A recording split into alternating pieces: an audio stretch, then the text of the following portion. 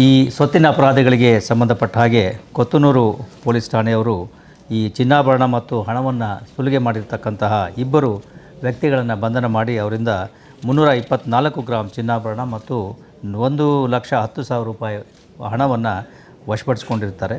ಇದು ಪ್ರಮುಖವಾಗಿ ಆಗಿರ್ತಕ್ಕಂಥದ್ದು ಮೇ ತಿಂಗಳಲ್ಲಿ ಆಗಿರ್ತಕ್ಕಂಥ ಒಂದು ಪ್ರಕರಣವನ್ನು ಭೇದಿಸಿ ಅದರಲ್ಲಿ 2 ಪ್ರಕರಣಗಳು ಈಗ ಪತ್ತೆಯಾಗಿದ್ದಾವೆ. ಈ ಮಾಡಿರ್ತಕ್ಕಂಥ ಗ್ಯಾಂಗ್ ಏನಿದೆ ಇದು ಓಜಿಕೊಪ್ಪಂ ಗ್ಯಾಂಗ್ ಅಂತ ನಾವೇನು ಹೇಳ್ತೀವಿ ತಮಿಳುನಾಡುದು, ಅವರು ಅಟೆನ್ಷನ್ ಡೈವರ್ಷನ್ ಯೂಶ್ವಲಿ ಭಾಗಿಯಾಗ್ತಾರೆ. ಆದರೆ ಈ ಪ್ರಕರಣದಲ್ಲಿ ಈ ಲಾಕರ್ನಿಂದ ಚಿನ್ನಾಭರಣ ಮತ್ತು ಬೆಳ್ಳಿಯ ವಸ್ತುಗಳನ್ನು ತೆಗೆದುಕೊಂಡು ವಾಪಸ್ ಹೋಗಬೇಕಾದ್ರೆ ದ್ವಿಚಕ್ರ ವಾಹನದಲ್ಲಿ ಬಂದ ಇಬ್ಬರು ಅಪರಿಚಿತ ವ್ಯಕ್ತಿಗಳು ಅಡ್ಡ ಹಾಕಿ ಅವರಿಂದ ಇದನ್ನು ಕಿತ್ಕೊಂಡು ಹೋಗಿರ್ತಾರೆ.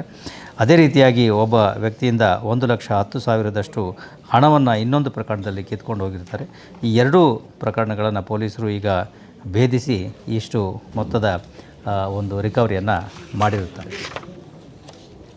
ಇದು ಒಂದು ಉತ್ತಮ ಕಾರ್ಯಾಚರಣೆ. ಇವರಿಗೆ 10,000 ರೂಪಾಯಿಗಳ ಬಹುಮಾನವನ್ನು ನಾನು ಘೋಷಿಸ್ತಾ ಇದ್ದೇನೆ.